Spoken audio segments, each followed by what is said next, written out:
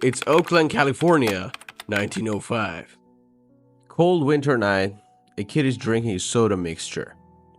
And then the next morning he comes back and he sees that, well, it's frozen solid. But it's still his drink. So he tries it and he goes, "Ooh, just pretty cool." And this is where it all begins. Now the young kid named his drink Epsicles, which, his family name was Epperson. Now looks very generic and maybe funny nowadays, but in the past, it's like more than 100 years ago, that was, the standard, I guess. So what happened was that Epperson's invention remained a local novelty up until the 20s.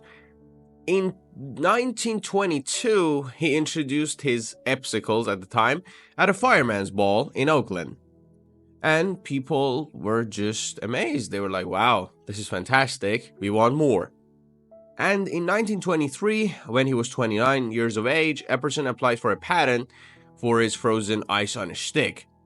And he described it as a frozen confection of attractive appearance, which can be conveniently consumed without contamination by contact with the hand. And he was marketing them as like this frozen lollipop or a drink on a stick. Now, after that incident, he thought that, okay, this product has potential and let's go full commercial. So for this reason, he had to do some stuff. And, the story goes that his children kind of begged him to change the name from Epsicles to Popsicles. Yeah, like that is products, essentially. So what happened was that he came and he sold all his rights, all his assets to the Joe Lowe Company, which later on went on to create a subsidiary brand named Popsicle, actually, and start selling them commercially. Now let's go and see why it's such a big thing and like how is it like such a big sensation and how it survived more than 100 years just to be popular today. One of the most important things that happened during that time was Great Depression. And while everyone was struggling and, people were out of jobs and so many people, they couldn't really live a normal life anymore, Popsicle, they had a very genius idea. They started selling this twin kind of a deal, and they just sold it for 5 cents. And the idea behind that was that everyone could share it with others at a very affordable price. That was one of the most important turning points of the company because they could survive the Great Depression. And after that, of course, we are going to see that they had some more legal challenges and whatnot. But at that time, that was the most important thing. If you can survive the Great Depression, you can survive basically anything, I guess, right? Now, like every popular brand in the world, this was no different. After the World War, they started commercializing it as this kind of like a family-friendly kind of a fun deal. And people started incorporating it into their everyday life. And when something kind of like becomes a part of your life, you cannot change it anymore. That is it. So after the World War, especially because of the economic boom, people started buying it. And because now it was in the hands of a bigger company, they had great techniques for mass production and freezing them quicker and whatnot, and distribution was way easier. So that time everyone could just grab and enjoy one. And in time it just stayed like this, even to this day. Even from the early days, the idea of marketing was very simple. It had 2 things going for it. One, that it's a drink on a stick. So that was the way they marketed it and they commercialized it. It was just like a drink on a stick. And their idea was that you can eat it anywhere without getting your hands dirty or without going through all this mess. And that's it. This basically made it into this $20 billion industry without even doing anything crazy. Now, of course, they start introducing different flavors and different colors and whatnot, like every other brand does. But the idea was that these 2 principles are so simple, yet so captivating. Basically, you can give it to a child without worrying about anything, about spillage or whatever. And once you grow up on it, just keep buying it as adults, I guess. I think everybody does. Now, there were some legal problems in that process, obviously, like every other brand faces.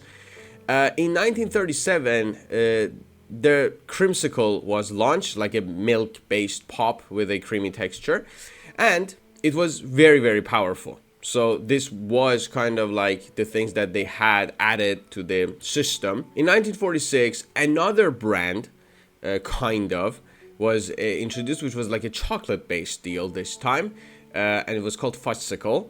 The brand, though, faced a little bit of a problem. You see, this company, the other company, it was called Good Humor, and they sold ice cream-based pops. So they had to go to court and have this crazy rivalry, essentially, because they said, like, okay, it's our product, and the other ones were denying it, or they didn't want to get into this kind of like a dimension of rivalries.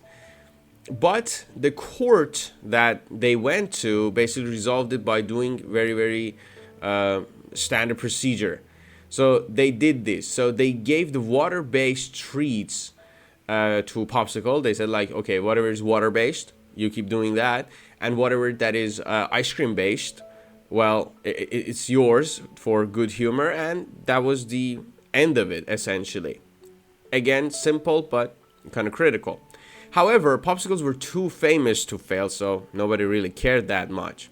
Now, obviously, popsicles are not alone in the matter that, okay, it's just this brand in this part of the world. No, not really.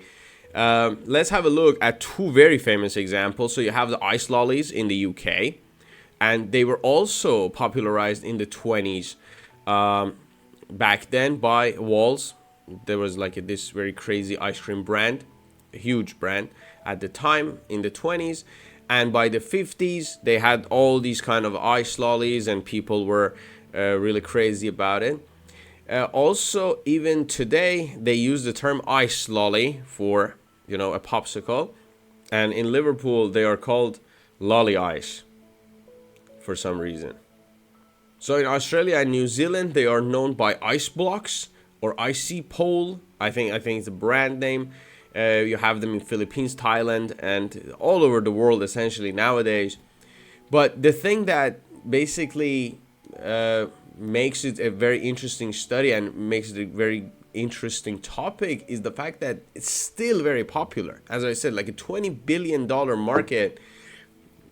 Unbelievable. Just for some soda on a stick.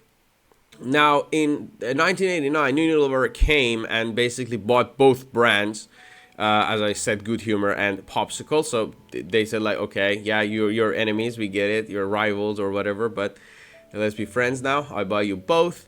And they introduced so many different stuff and different character-themed pops and the SpongeBob popsicles or whatnot. But interestingly, cherry remains the top product. Everyone loves this brand's cherry flavor, and every year we have more than 2 billion popsicles sold.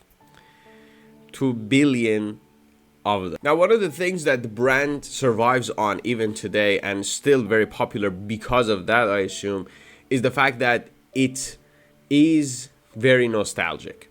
People love it. They bring back memories from all kinds of eras for different people.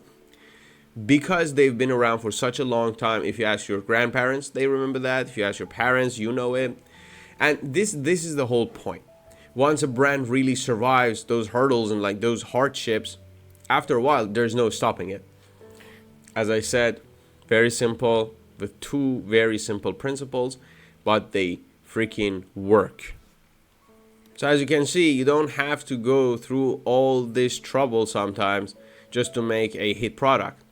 Popsicles were made by a kid on accident, and they are a $1 billion market without any kind of drawback. They're very easy to make. Everybody loves them. They're popular. They're not offensive.